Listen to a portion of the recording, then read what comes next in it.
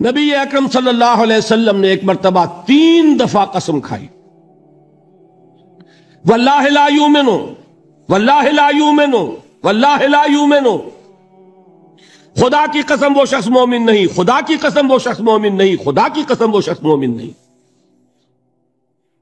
واقعہ یہ کہ ہم تصور نہیں کر سکتے کہ صحابہ کیسے لرز گئے ہوں گے، کانپ اٹھے ہوں گے، کون وہ بدبخت ہے، کون وہ شقی ہے جس کے بارے میں اللہ کے رسول 3 دفعہ قسم کھا کر فرما رہے کہ وہ صاحب ایمان نہیں۔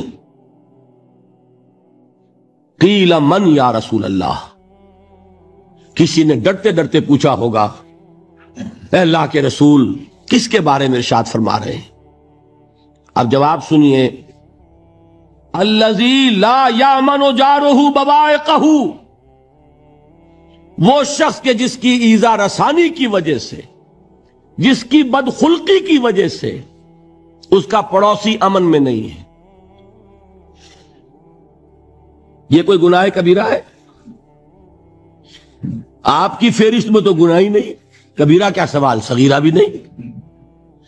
زیادہ زیادہ آپ یہ کہیں گے کہ ذرا بد اخلاقی ہے، کج خلقی ہے، بس اچھا کردار کا معاملہ نہیں ہے، یہ کہیں گے، گناہ کی فہرست میں نہیں آئے گی بات۔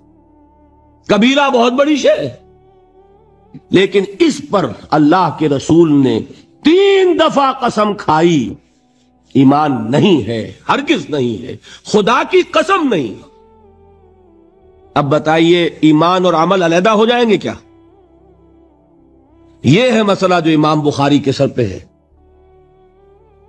اور سنیے، فرمایا حضرت انس ابن مالک نے، یہ روایت جو میں نے آپ کو ابھی سنائی ہے یہ کوئی ایسی ویسی روایت نہیں ہے، متفق علیہ ہے، بخاری اور مسلم دونوں میں موجود، اس سے اونچا درجہ روایت کا ہے ہی نہیں۔ راوی کون؟ ابو ہریرہ رضی اللہ تعالی، ان کی والدہ لے کر حاضر ہو گئیں، یہ بچہ حضور آپ کی خدمت میں رہے گا، آپ کی خدمت کرے گا، آپ کے پاس رہے گا، ٹھیک ہے۔ وہ حضور کے خادم خاص ہیں، جیسے ذاتی کوئی ہوتا ہے معاملات میں مدد کرنے والا، خدمت کرنے والا، وہ ہے انس ابن مالک۔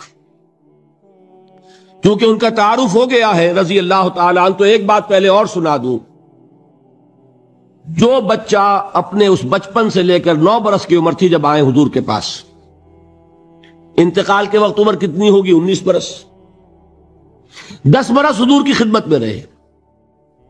پہلے تو حضور کے اخلاق کی جو گواہی وہ دے رہا ہے وہ اس کی زبان سے سنیے کہ میں 10 برس حضور کی خدمت میں رہا، کسی بات پر ڈانٹنا تو کجا، حضور نے کبھی مجھ سے یہ بھی نہیں فرمایا کہ اے انس تم نے وہ کام کیوں نہیں کیا۔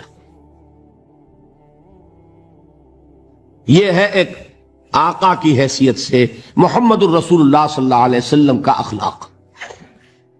اگر نہیں کیا خود کر لیا، کوئی ڈانٹ ڈپٹ نہیں۔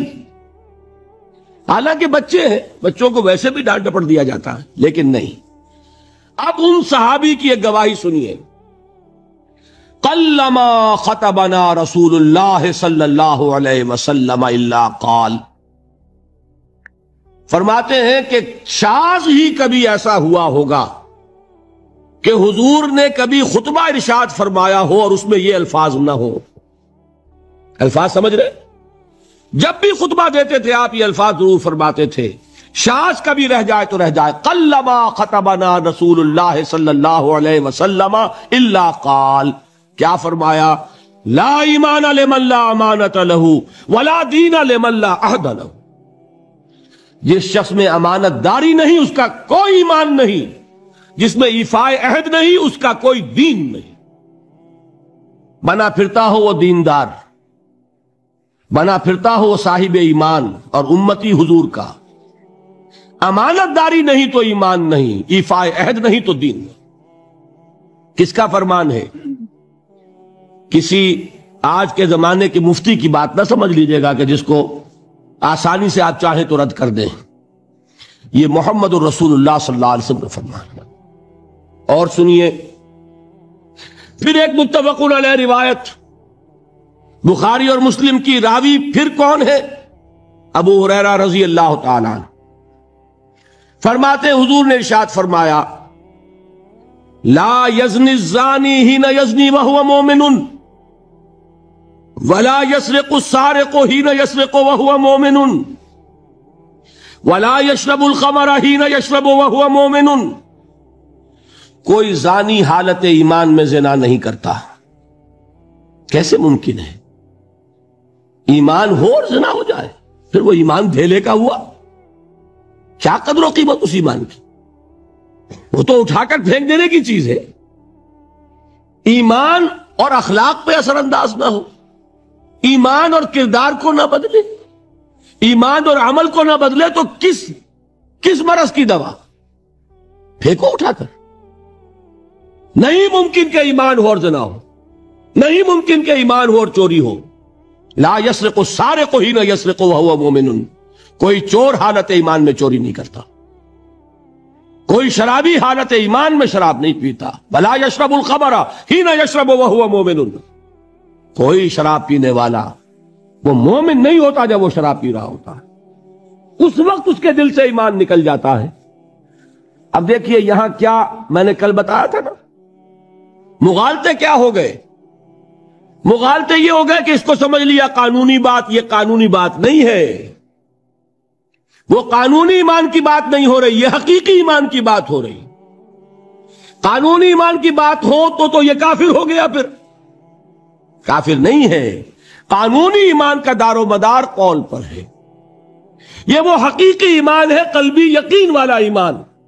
اس کے بارے میں فرمایا جا رہا ہے وہ دل سے نکل جاتا ہے تو گناہ ہو سکتا ہے.